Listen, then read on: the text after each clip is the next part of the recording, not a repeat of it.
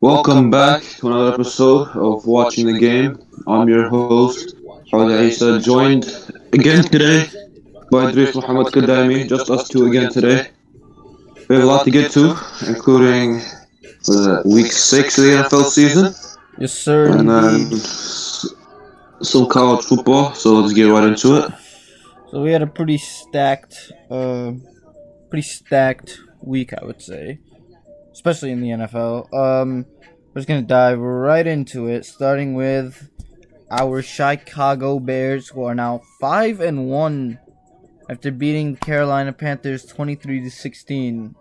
The first game the second game they led the entire time, and game What was started. the other game?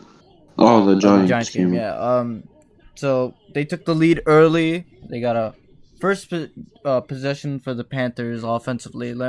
Tackle for loss, sack, pick, followed by a touchdown pass to the. First off, that sack, in my opinion, was 100% a safety. But no, it was But good. I think it worked out.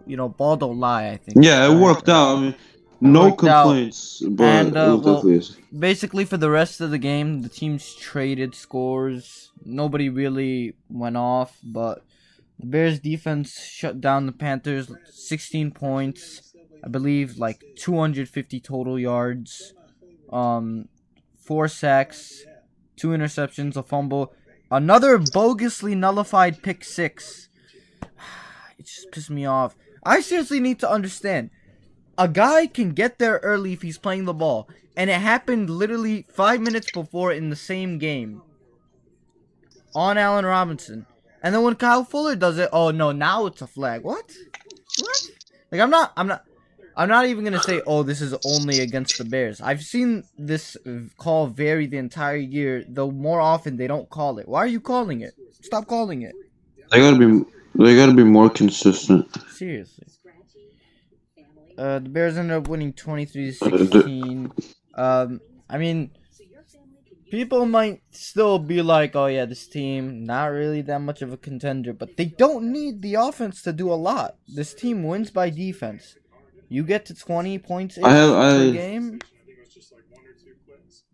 I saw an interesting point brought up, and it's the difference between the Bears and Packers is the Bears are a decent QB away from being a Super Bowl contender.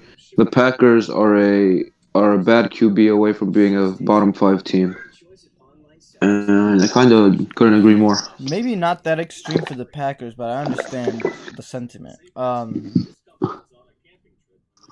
I mean, yeah, it's not. This team is very similar to the Lovie Smith teams from 2010 to 2012. And I mean, that team made the NFC Championship game. Also, another year went 10-6. Another year started 7-3, but got hit with the injury bug at the end and went 8-8. So I think you can, if the offense is showing improvement throughout the year, increment. It doesn't even have to be crazy improvement game to game. Slowly getting better towards the playoffs. Then we're talking about something. Maybe it's not the exact same, but last year the Chiefs defense, they made a bunch of changes, but early on in the season they still weren't that great, But as the season went on, they got better. Eventually, once they reached the playoffs, they were playing like a top 5 defense. And I mean, we saw that throughout the playoffs. I don't know. Did you watch Nick Foles' post game presser or That no? was funny. That was the Meek Mill part. I was like, bro, what? Yeah, but dude, he got me excited. He's the way he was talking like we know we can improve and like we played a terrible game and we still won. Yeah. And that got me like hyped. Like this dude, like they know that they still like suck, kind of, and like they still have a lot to improve on, and that's like exciting. Like 'cause you don't want the team to be going in there thinking, oh yeah, 5-1, let's go. Like no one can beat us. But no, they're going into it looking at like how they can improve as a team, Oh yeah, and that's definitely. great. I'll tell you. It kind of, what really sucks is that I'm pretty sure because of like random COVID restrictions, we're not able to see the club dub videos. Like I haven't seen one all year. I know they're doing it, but we haven't seen one. It's like, god damn, we want to see those. See, right. But I mean, it is what it is. If it takes them not allowing us to see club dub videos to have a season, then whatever. I'll make that sacrifice. Carolina. Yeah. So I think this game was kind of we know this is like a fall back down to earth kind of game. Like they were pretty high on after those last 3 wins, not discounting them, but also they played the only good defense they played in those games were the Chargers, who themselves had a bunch of injuries anyway. The Cardinals' defense hasn't been that good, and the Falcons' defense, well, we know how the Falcons' defense is. And then so the other good defense they played this year were the Buccaneers. I'm not gonna say like, oh yeah, they're done, but they've already probably surpassed most people's expectations. But that was definitely a struggle yesterday. I don't think they expected to be great this year. So defensively, they were fine, especially considering like the Bears didn't really do much on them. But offensively, they definitely struggled. However, maybe if they can learn from this, maybe they can still find a way to sneak into the last wild card spot. Maybe. I don't know. I don't really. We're gonna have to see that. I don't think so though. Yeah. I mean, it is what it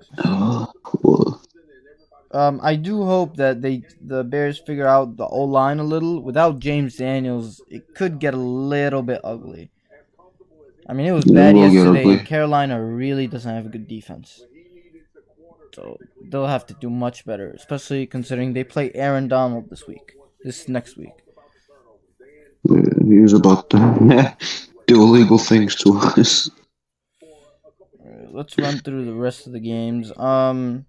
First, Baltimore beat Philadelphia 30-28. This game was really weird because I think Baltimore was up 24. They were in control. They were up by they were up 17-0 and then they were up 24-6.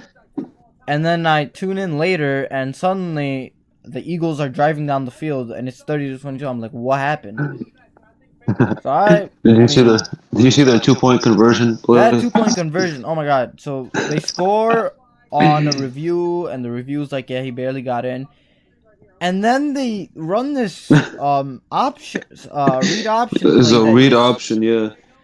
I don't know if it was a problem between Wentz and I don't even know. Was it Sanders or because I know Sanders got hurt. No, Sanders got hurt. I don't think he was even in there at that point. Their entire team got hurt this game, and they still somehow almost came back. This is the thing about Wentz. I know he's not been good this year, but everyone's saying he's terrible now. He's a bottom 5 QB. They should have kept Foles. No. You clearly dude's a winner. He finds a way to win. Because look at it. Okay, first year, rookie year, he's fine. He's like, what you expect a rookie. Second year, MVP caliber till he tears his ACL. Nick Foles wins them the Super Bowl. Third year, coming back from the ACL injury, he's not really great. He's fine. He's good. He's not bad. He's not great. He's good. Good. Average-ish, Then Foles comes in again. Mm-hmm. Again has amazing stretch of games. Leads them to the playoffs. Last year, Foles is gone now. He finally plays a full 16-game season. And he throws for 4,000 yards. First time in Eagles history. With a rotating door at a receiver. And a couple of injuries to running backs. And it's like, people were still hating on him. I'm like, bro, he had a good year, especially considering all the injuries. Now, this year, he's struggling for sure. But also, the Eagles have one offensive lineman who's been healthy. All the running backs have been hurt at some point. All the receivers have been hurt at some point. Now, both Goddard and Ertz are hurt. It's like, you can't discount that. They're just getting unlucky. Yeah, they're getting unlucky. Baltimore. It's funny because Baltimore didn't do anything like to let them back in the game, like mistake wise. They didn't really turn the ball over. Their offense did pretty well. The defense was humming early on. It was just like, oh, there was enough time that the Eagles could make that comeback. It was really weird. Um, Just disappointed in that 2-point conversion play call. I get the call. It was There must have It been was something just poor there. execution, I think. Poor communication or execution, one of those two. Yeah, I mean, like, what? I'm trying to find out. 1 second. So it's like, Baltimore, they're still up there. They're still definitely a contender. I know some people were doubting them after the Chiefs game, but come on now. They basically were dominating this team early. You know, it's too bad the play at the end didn't work.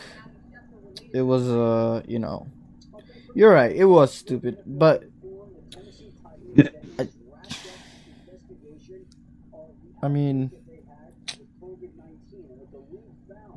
like I'm just saying, Wentz still there. Wentz is still the guy. And somehow at, what are they, 1-4-1 now? This team can still win their division. So bad. It's actually embarrassing. Alright, next game. The Falcons beat the Vikings 40-23. You know, that was absolute going off party from, well, actually it's a combination of Falcons offense going off when Dan Quinn is gone, plus well, the Vikings just playing like absolute chara. I mean, all their scores were late. I'm pretty sure the Falcons were up like 40-7 at some point. Yeah, it's just garbage time. But I'm extremely depressed actually about this game's result. Listen what happened, bro. Okay, so I had Matt Ryan in my family league, right? I'm starting him every week. In the past 2 weeks, he gets me like damn near less than 20 points combined in the 2 weeks. So, alright, you know what? Screw you, Matt Ryan. You're done. I'm dropping you. This dude decides to go off for 35 the next week. Who did you start instead? Gardner Minshew. Sorry, Gardner Minshew. Wait, do you not have a backup right now then? No, Joe Burrow. I had Joe Burrow, Matt Ryan, and Gardner Minshew. Nah, you made a big mistake. We're playing Minnesota too. I think Minnesota's been bad. Actually I'm the worst fantasy football general manager of all time. And the thing is, I still would have won, but Raheem Mostert got hurt, only got 8.5 points, so now I'm only up by 1.5, I think. And my opponent has Dalton Schultz. So 3-game losing streak coming up now. World's worst fantasy manager over here. And pain, so much pain. Big mistake. So Julio came back today, yesterday and went off. He had a vintage Julio game. It's really vintage. I mean, he's not. It wasn't that long ago. He's still great. And then, well, yeah, like I was saying, Kirk Cousins special. Plays terribly throughout the game. Gets some scores late in the game when it's basically already decided, to make it seem like it wasn't as bad. He threw 3 picks in the first half. 3 picks. Oh! One of my other leagues, I think I had Matt Ryan starting in another league too, right? Last second, I go, you know what, man? Kirk Cousins is playing the Falcons. Let me pick up Kirk Cousins and start him. Oh man. Oh my God! You're just hurting yourself at this. Okay. At least I will never be as bad as you in our league, Idrees. Let's not talk about that. Don't make me read off your team. All I need to say is that I would be fine if I didn't accidentally pick Tyler Boyd over Kyler Murray. And then someone else in our league decided, why don't I draft a second QB when we only start one? Like, bruh. Thanks a lot, Sam. Coming in at a whopping 1-4, putting up 79 points. Putting up 79 points this I week, don't despite know having what you're Julio put up talking 30. about. All right, at least Nick Foles, in my Alexander league, Madison, Antonio Gibson, Allen in Robinson, my Juju, league, I'm doing Jonnu good. Smith, Julio, Ryan Suckup in the Chiefs defense. That's all that matters is that I'm doing well in my league and I'm 3-3. So, yeah. I think, bro, I got absolutely like it was actually unfair what happened to me in your league. Like if they tried to televise what happened to me in your league, so bad things would happen. I lost by 40. Big rip. It's a 14-point game right now. I'm down by 14. I have Edwards, Elair, and Cooper. He has C.D. Lamb, Elliott, and Patty Mahomes. So all I need is Patty Mahomes to just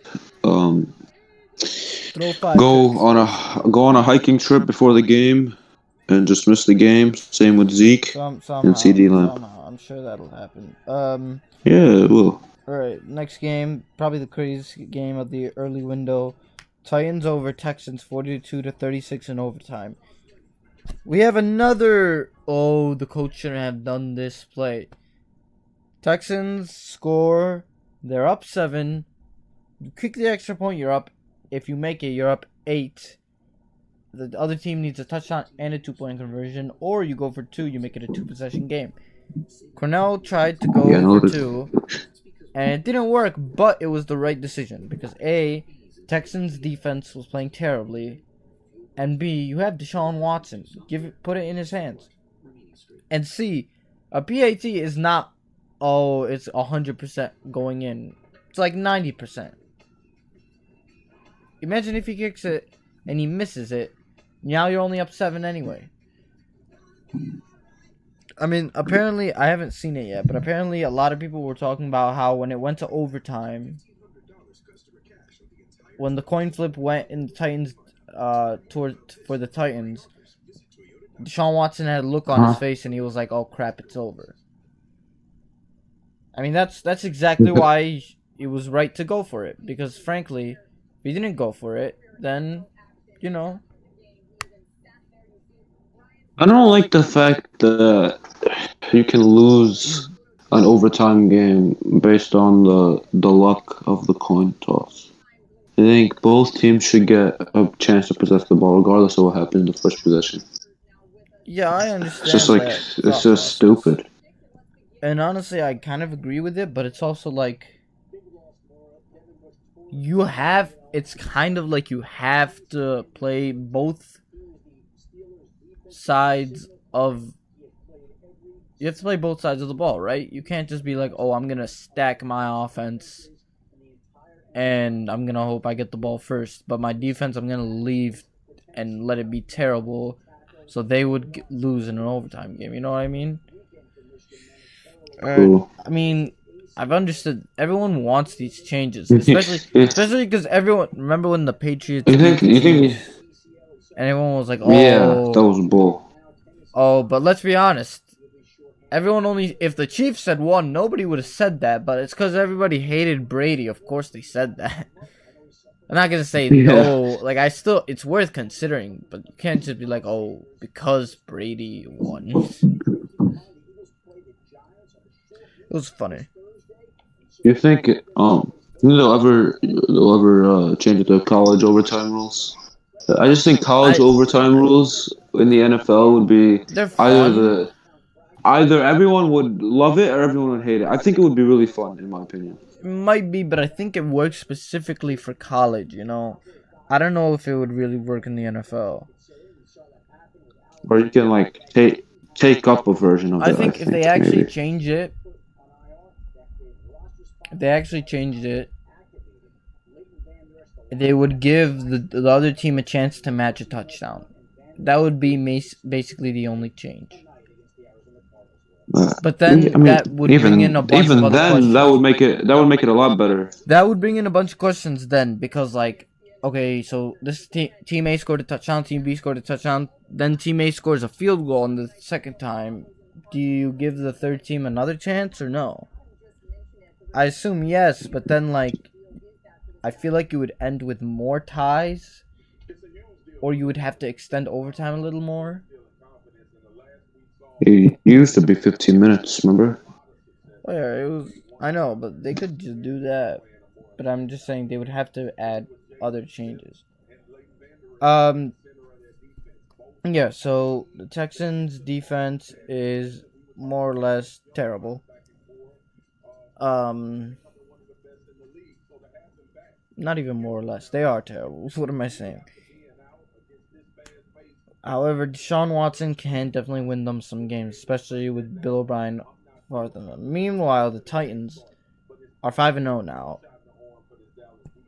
And I mean, I did not expect Oh, that. Titans go. Derrick Henry got me 40 fantasy points. Ian, if you're listening, how do you like those 40 fantasy points from Derrick Henry? Somebody else did that to me and I was pissed. It was like, I had.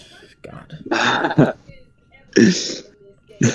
And then you have the Steelers who blew out the Browns 38-7. I mean, I don't. Bro, screw the Browns. Sick and tired of them.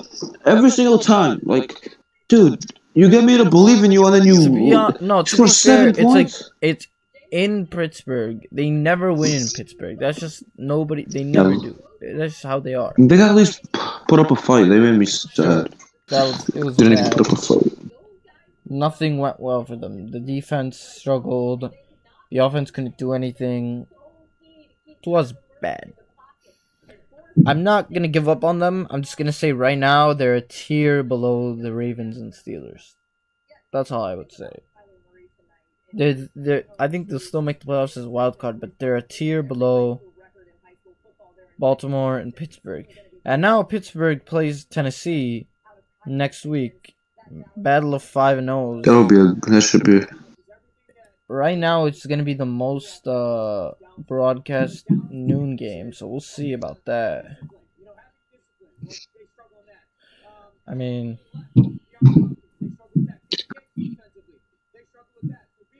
we're going to see about that. I think early prediction is that game isn't going to be as high scoring as people expect. People probably think it's going to be a really high scoring game. It's not. Oh, no, I don't think so. Because it's both pretty strong defenses, in my opinion.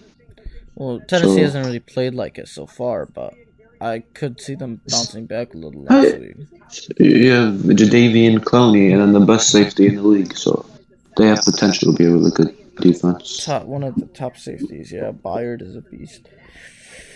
Alright, then we got the Colts who came back from down 24-0 against the Bengals and won 31-27. Dude, Zach Taylor is a dead man walking to me, honestly. He's gonna get. The only reason he's not getting fired is because right now Joe Burrow is a rookie and they don't want to mess with that. But I'm 99% sure he's gonna get fired at the end of the year if things stay like this. I was so excited at the beginning of this game. So I have a couple cousins that are Colts fans, and I wanted to make fun of them so bad. Oh man, Bengals blew it for us. Still, the fact that dude, you start off 21-0, and then you can only muster up 6 points after that. That's just unacceptable. I'm telling you, man, it's really that the defense is bad. Their O-line defense is definitely terrible. Protect closer to the end of the game. Who else? There was defense couldn't pass it. The coaching decisions were questionable. I mean, they have talent, but it's just hasn't really gone well for them. They'll improve that offensive line. I think they have a bright future. They need to improve that offensive line. So, but I know that one's got hurt blowing that big lead against a good team, the Colts. Colts. I mean, this is just proving my point that the Colts are definitely a contender up there. So,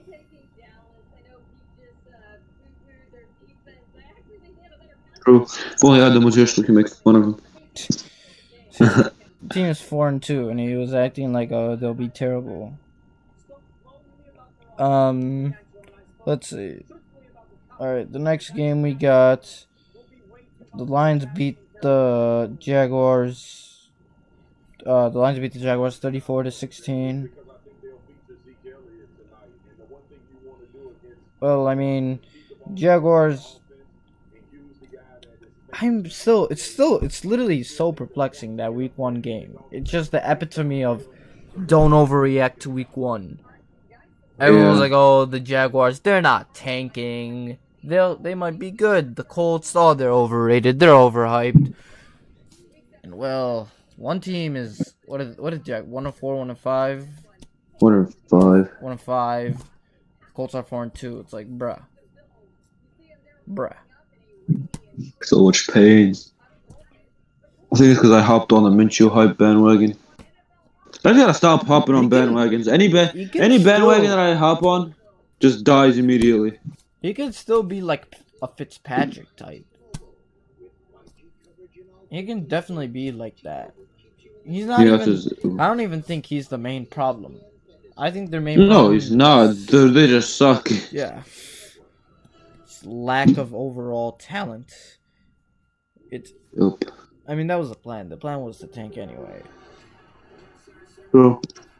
Yeah, but like, Minshew's got to be great going forward though. Like he cannot be throwing interceptions and being the reason that they lose, because right now, if you're the front office, you got to be thinking, are we gonna replace this guy? Are we gonna take T-Law if we get the first pick? Are we gonna take a quarterback? I mean, they still have. What are we gonna do? They still have 12 more weeks to decide that. So. Yeah. So that's what I'm saying. Minshew has to he has to play really good and not be the reason that they lose those games if he wants to keep the job. This time, Lions had a solid running attack yesterday. Yeah, Idrees Swift with 116. Finally, they really starting to make up for that drop week 1 against the Bears. Especially because early in the season they were giving all the carries to Adrian Peterson. It was like, do you guys really? I don't know why they even. You guys really used all those second-round picks on running backs just to keep giving the ball to Adrian Peterson, but now it's seeming like they're finally switching over from that philosophy. Oh shit. However, Matt Patricia still sucks. I wonder. They could. Nah, they're not. I still don't believe in them though. However, they are. No, at the very least, they're a game and a half ahead of the Vikings right now. So I guess there's that.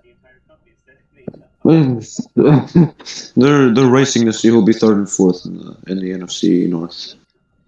Next game we got Washington against the Giants. Giants won 2019. Okay, here's another 2-point conversion situation. So Washington has just scored a touchdown. There's 30 seconds left. They're down 1. Their kicker already missed the field goal today, but he hit 2 others, and he hit the other extra point. Rivera decides to go for it. The Giants cover the play very well, and they fail. Honestly, here, one of the Giants' touchdowns was a fumble recovery return for a touchdown. They scored only 13 points offensively. Whereas Washington didn't do great, but at least they scored 20 points offensively. And they had the missed field goal. So honestly, I disagree. Unless he was blatantly tanking, I disagree with going for it here. I say you take the PAT. He should make it. And then you go to overtime. Because your defense has done well for the most part. Even if they get the ball. Your offense hasn't done great. But also, they probably would be able to get into field goal range, at least. So I get going for it. I'm not going to say, oh, terrible move. All the analytics and stuff, but like, dude, I don't know. You can't just base yourself all on analytics. You gotta look at how your team. I don't even think it was that, but there's also I don't know who it was, but In the Texans Titans game, I think Rich Gannon was like, he was just beating on the Texans for going for it. He was like, you can't do that. You don't make decisions based off the analytics, even though that's exactly what you do. And they made the right decision. It's just people think, oh, there's a way to play the game, or they think it's like, oh, math. I don't understand it, so I'm gonna act like it's a scary thing and it's ruining the game. No, that's not how it works. Sometimes people are just stupid. I personally would have picked the field PAT here, but I mean, it wasn't like a terrible decision. Well, It's one of those decisions where if they get it, Rivera's a genius, but they didn't get it, so everyone's mad at him. Yeah. So like, I mean, in the end, that's basically how most decisions are. Nobody cares about it before. They just care about it in hindsight, whether based on the execution. Both these teams are 1-5, and somehow could win this division. God, can you imagine? Man, just ridiculous. I wish they would get in the playoffs. So we get they get the 4th seed or the 5th seed, free trip to the divisional round. It's ridiculous. Then we got the Broncos beating the Patriots 18-12. Who would have thought, honestly? Certainly not us. Cam hasn't looked good the past 2 games, but to be fair, he only had like 2 practices before this game and a lot of time off before. The Patriots still have no weapons, so that's not good. They gotta trade for somebody, bro. I know it's not like Bill Belichick usually just makes the most of what he has, but this is different, bro. You gotta try. You gotta try and trade for someone. Yeah, I know. It's like, and then Denver kicked 6 field goals and made them all. It was really funny. This game was kind of wild. I mean, it's Denver field goal. Drew Lock throws a pick.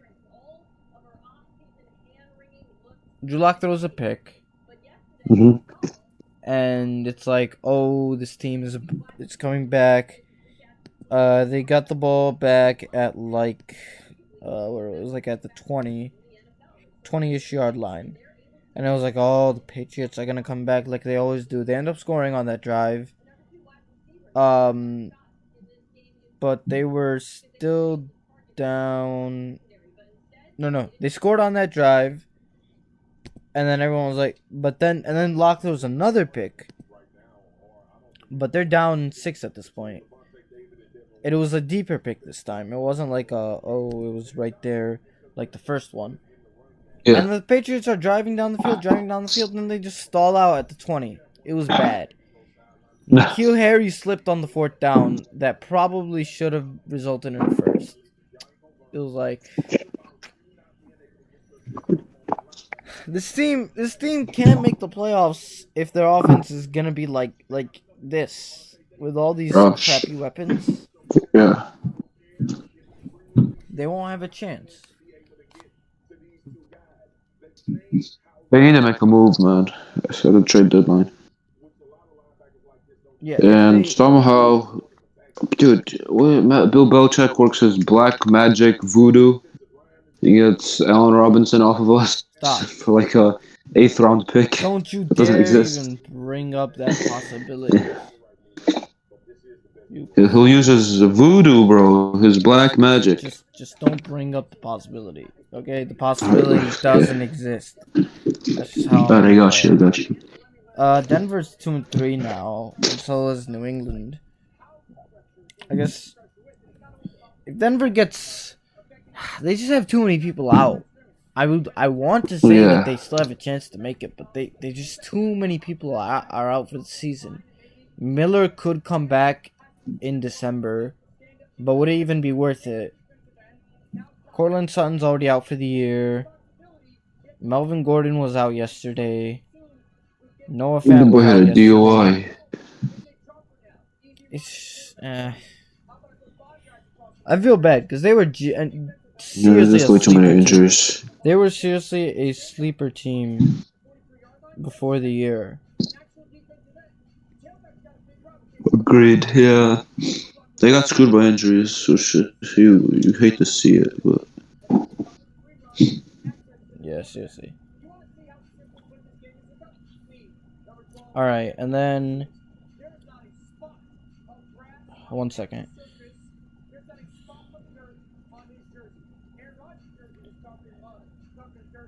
And then you got the Dolphins 24-0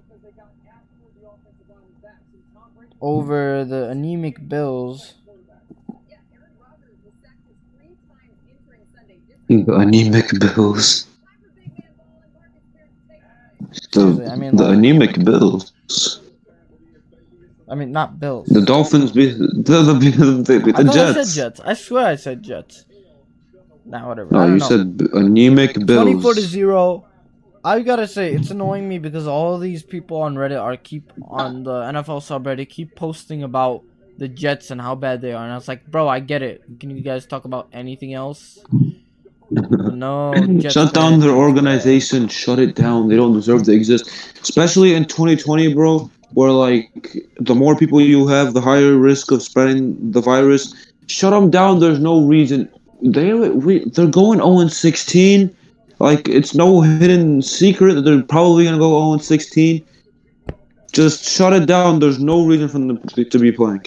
Absolutely none.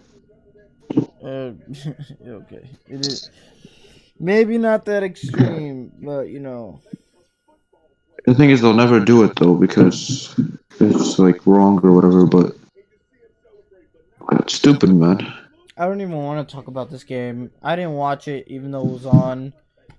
Fitzpatrick. I tuned in a little bit because my opponent had the Dolphins defense, so I wanted to see if the Jets could score. Boring. Because the other game was Buccaneers Packers, which everyone was hyping up, and then it ended up.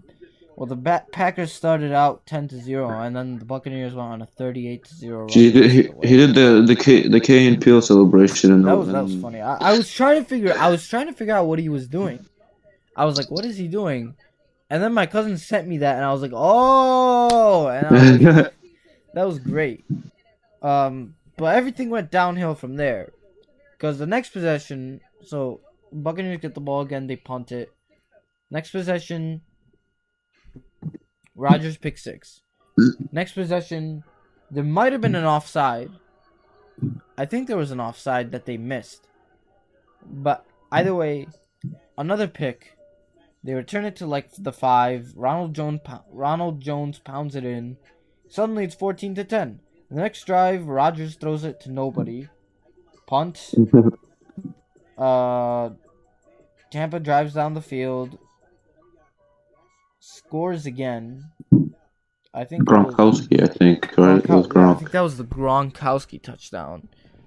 And this one, it's 21-10 going into half. It's like, okay, that just happened. Or no. They scored another touchdown. I can't remember who it was. I think it was Tyler Johnson. Tyler Johnson. Yeah, Tyler Johnson. It's 28-10, and it's like, what the hell just happened? And then they added 10 more points in the rest of the game. The Packers just couldn't do anything on the Buccaneers defense. So, I mean, I'm just gonna say it. Listen, the Bears beat the Buccaneers Packers by let up 1. 31 points. The Bears beat the Buccaneers by 1. The Buccaneers beat the Packers by 28. Therefore, the Bears will beat the Packers by 29. Right? Like we can just send them to the playoffs already. No need to play the rest of the season. Let's be honest. I wish it worked like that, dude. If Rodgers played how we played against the Bears every year, like if he played like that every single game. Packers would be hard to beat. Worst I've seen Rodgers play ever. Huh? That's probably the worst I've seen him play since 2015. They played the Broncos and the defense that led them to the Super Bowl, and they got shut out that game, I think. I really so irritating. like he 3 times. He just goes Super Saiyan against us. It is crazy indeed. I don't think. I mean, they're still. I think they'll be fine. They play Houston next week. A great opportunity for the offense to get back in rhythm. But I mean, that was kind of crazy.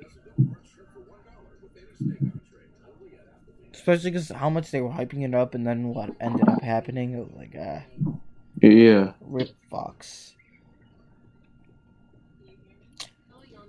That's tough. I think also this was the first game where it was like, finally the Packers were a little bit exposed for not drafting any receiver or something. Because the run game was shut down. And they were able to limit Devontae Adams mostly. And Rodgers really couldn't find anyone. Like, for as good as he is, if his receivers can't get open at all, which they couldn't after, like, the first drive. You know, these are the games, like, against the really good defenses is when we're going to be like, they should have added a weapon for him. Like, for as much as we gave LaFleur credit for the past few weeks, they were playing the Falcons, they were playing the Lions, the Vikings. Right. Let me pull up the graphic. Okay. Here we go. Packers opponent, the four teams the Packers beat have 7 combined wins. Which is out of the Ravens, Titans, Steelers, Seahawks, Packers, and Bears, that is the least amount. And last year, I'm going to say last year, the Packers, perhaps, in my opinion, the worst 2 seed in NFL history. Or maybe not NFL history. From my recent experience, the Packers last year were the worst 2 seed in NFL history. They played terrible teams, and when they played they played the 49ers in the NFC Championship. I mean, they got destroyed. The same thing about this year. At this point, I'm just like, okay, whatever. If you can get the wins, then it is what it is. Though you might not be as good as some other teams, if you get the wins, that's all that matters for now. Until the playoffs, that's all that matters. True. And then the last game of yesterday, the 49ers beat the Rams 24-16. I can't lie. I stopped watching this game once they announced Mostert was out for the rest of the game. He said Mostert was out for the rest of the game. I'll just say it was a good bounce back game for Jimmy Garoppolo. Good bounce back for him. Kittle and 49ers offense had a pretty solid game. The defense, especially considering all their injuries, shut down the Rams. And they were basically in control for all of this game. At the end, the Rams had a chance, but they couldn't get one defensive stop on a sweep to Deebo Samuel, and they ended up losing. So I would say 49ers aren't dead quite yet. Not quite yet. Especially next week, the game against the Patriots doesn't look as hard. However, I don't even know. I will say that the Rams have only been NFC East teams, so they may not. There was some crazy guy, I don't know who wrote on NFL.com. He was like, "Sorry, Seahawks and Packers. The best team in the NFC is the Rams." What? Dude. Like what? I think my uncle who doesn't watch sports could get a job at some of these companies. That was like what? The way they just produce shit like articles, and it's just like clickbait to try and get you to click and read them. It's like, dude. Well, no, literally everyone knew. No, that doesn't make sense. And now yesterday they lost, and they proved it. They were like, "Hey, we just saw your post, and we wanted to show you that no, we are not." That's true, but you're an idiot. The best team in the NFC right now is Seattle, okay? And there's no debate about this. I don't care that they haven't won every game in a blowout. But yeah. I don't care. They are the best team in the NFC right now because they are undefeated and because they have Russell Wilson. The Rams, I mean, they really didn't get that much pressure on the 49ers yesterday. Because, let's be honest, their defense, it's not bad, but besides Aaron Donald and Jalen Ramsey, it's just average.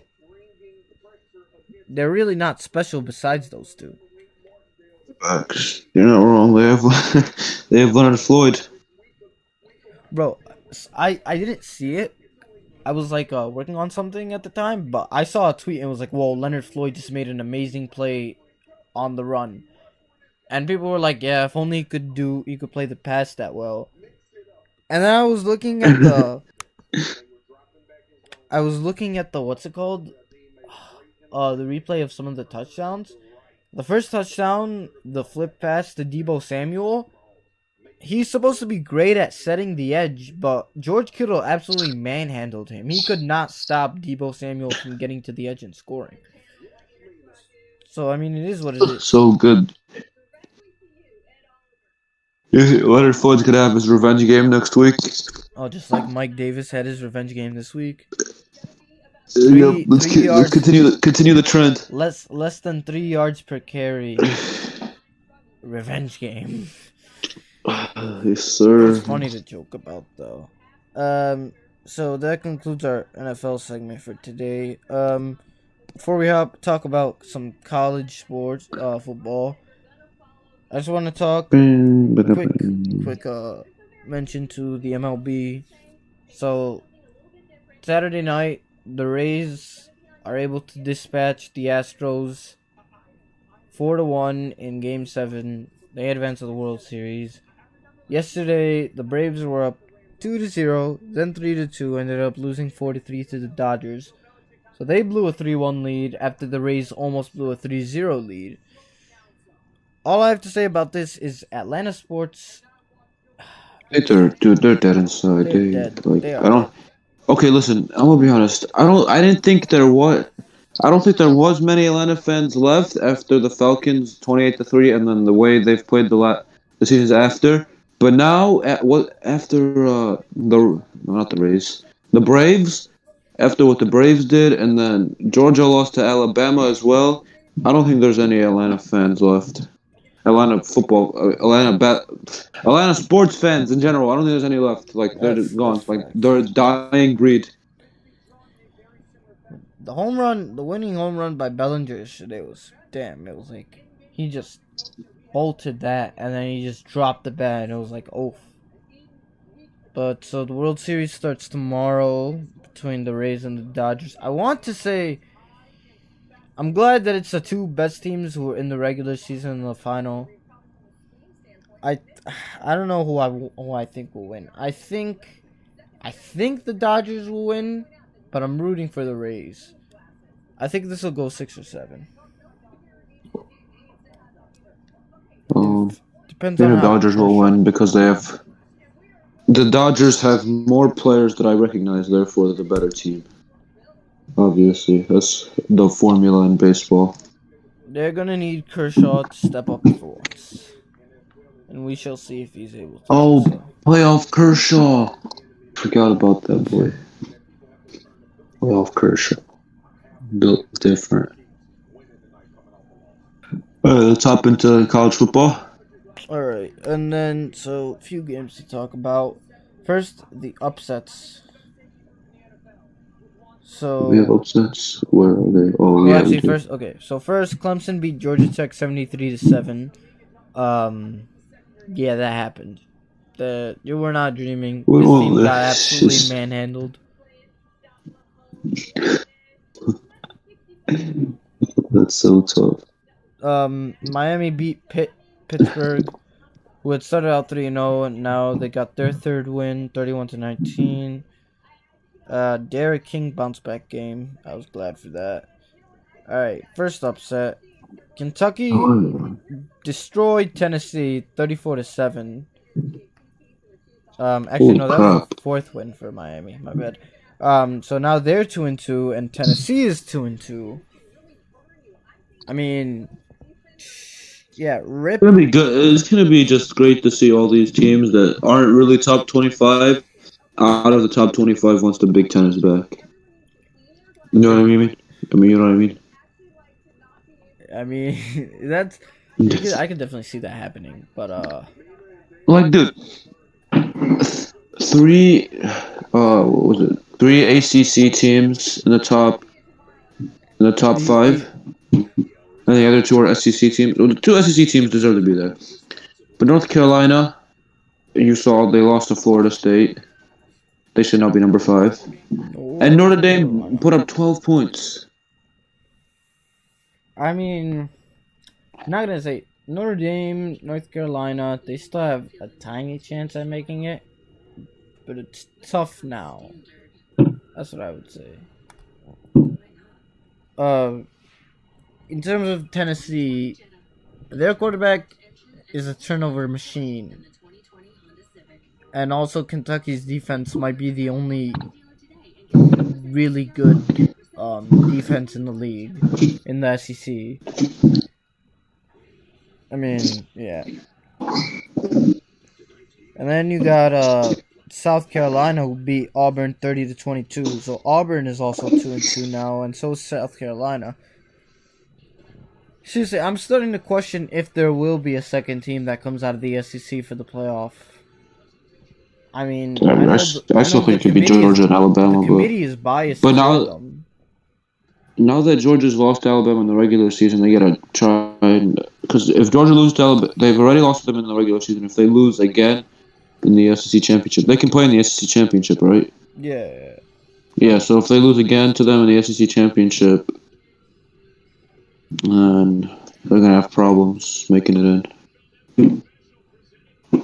I mean, we'll see. But in terms of that Georgia-Alabama game, Georgia was up 24-17 going into the second half, and then Stetson Bennett finally showed why he was a third-string quarterback. He was really bad in the second half. Very, very bad.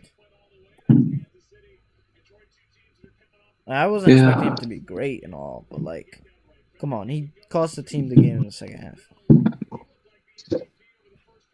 It's also maybe I understand football pretty well. It's also maddening to me that teams don't play more cover 4 on Alabama. Play deep, because they throw these deep balls to whoever their new stud receiver is the past few years. And for some reason, teams never adjust to that. It's like, bro, stop those. Like, if you stop them from beating you deep, you have a chance. Jalen Waddle is fast, right? He's their speedster. Monster. That's his name, Jalen Waddle? Yeah. Dude, he's fast. Monster. Do you think, from what we've seen so far, not including the Big Ten, because obviously we don't know how that's going to play out, which returns next week, do you think we're on a crash course to see Alabama and Clemson? So far, probably. I will say Alabama hasn't looked unbeatable, though. They have, like, Clemson has looked unbeatable, basically. Oh, yeah, 100%, yeah. I could see some team beating Alabama. Yeah, but also Auburn, Clemson's in the easier conference as well, or the easier league. Or that's true. In terms of Auburn, Bo Nix was god awful yesterday. I mean, on the fourth down, the deciding fourth down, I think he tried to run for it, and it was like, bro, what are you doing? They were bad. You know, Notre Dame is about to be ranked or they might have been already ranked number 3. And they scored 12 points against I'm gonna look at it right now. I swear to God, if they're top 4, I'm gonna blow my brains out. That's just how it is, because all we need is Ohio State this week to manhandle whoever they play, and boom. Nebraska, I think so. They should be able to do that. Okay, so Georgia dropped to number 4. Ohio State right now is number 5. So they already put the Big Ten teams in. They're already ready. They're already like, yeah, we're ready to get rid of Notre Dame in the top 5. So Ohio State is number 5. Notre Dame is somehow number 3. Oh my God. Let's see. I will say Texas A&M might be coming through. I mean, I didn't Bro, really. how's Marshall ranked number 22? Holy crap! Texas A&M beat Mississippi State 28-14 yesterday. They're 3-1. Bro, it's crazy because everyone was like, "Oh, the league is the SEC is screwed. They're not ready for Mike Leach and the air raid." And now they're 1-3. Their only win was against LSU's crappy defensive coordinator who didn't have Derek Stingley. Yeah, it's because I hopped on their bandwagon. Should have just shut up. Should have just shut up and said, "Good job, guys." Round of applause. But instead, I hopped on the bandwagon. It's funny. It's kind of funny, like, because a lot of guys, a bunch of Alabama alumni, like former players, were saying, "What is this defensive coordinator doing in the first half?" And he was saying, the defense is struggling. It must be weird being like playing for Alabama right now, and then you go on Twitter and you see like Marlon Humphrey, Eddie Jackson. They're like, "Oh, the defense is playing like crap." It's like, God damn, chill. They're still college players.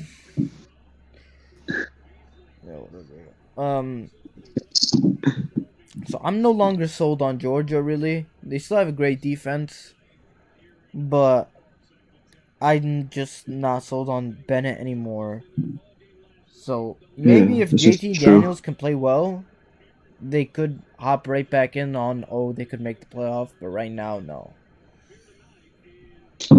Just keep winning. You know what they say. Yeah. Virginia Tech is 3-1 now. They beat Boston College 40-14. God, Boston College was 3-0 before that. That's weird. Yeah. Wait, they were? I thought they lost to North Carolina. Oh wait, no, they did lose to North Carolina. Never mind. 3-2 now. And then the last game, Florida State almost blew it to North Carolina. They barely won. They should have blew it. They should have blew it because North they had Carolina receivers wide open on all 4 downs. Passes. I mean, I felt so bad for Sam Howell. They have great weapons. I swear. They have great weapons, but every single one of them failed him on the last drive. 3 straight drops. That's unexcusable. At any level, that's unexcusable. Let alone when you're a top 5 ranked college in the nation. That's extremely unexcusable.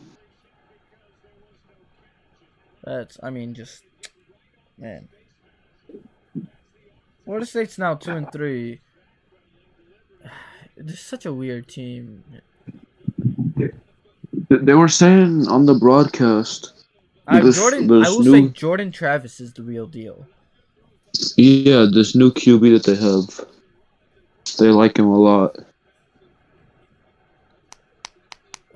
It's too bad because I swear I was thinking before the year. Apparently Mac Brown just can't beat Florida State. He's never beaten them with either Texas or North Carolina. But I mean, they definitely had a chance to go undefeated. Like, they're in the ACC. The only games I was like, oh, they might have a tough time with that. Virginia Tech and Notre Dame. They don't play Clemson. They would only play Clemson in the ACC championship game. If they had gone undefeated and then just lost to Clemson, they would be in the playoff. Now it's like, 2 losses. Now you gotta run the table. They gotta run the table and do it like convincingly. The only way you can get in with the second loss is if they lost a very close game to Clemson, and a lot of other teams lost. A lot of other teams lost. Yeah, but they need to handle, like, in the regular season, they need to handle Notre Dame and they need to handle Miami. Like, they can't. Yeah. If they have a close call against either one of those teams, then it's over for them. Yeah, I'm with you. So yeah, honestly, there weren't that many games. Yesterday. I think we get a full slate. There were next week. There were like 4 postponed games. That's why. But yes, next week we got a full slate, and then 2 or 3 weeks from now, we'll have a full slate. Where we even get our double full slate. We got our Pac-12 After Dark, some of the greatest, stupidest football games ever played. Now that's what I'm really waiting for. Starting a game at 9:30, ending it at about 1 a.m., and watching some crazy comeback from some Yeah. trash team in the Pac-12. That's what I'm really waiting for. Facts. Uh, I think we will. is that all we have for today? Yeah. So because the Big Ten is starting this week, our next episode, whether it's Wednesday or Thursday, we will have our NFL power rankings. We will have our new playoff picks, possibly playoff predictions. We'll talk about the World Series, and we will have our Big Ten preview. So it'll be a stacked Nice. episode, and everyone will be in here. So for Idrees, I'm signing off, and we will see you next time.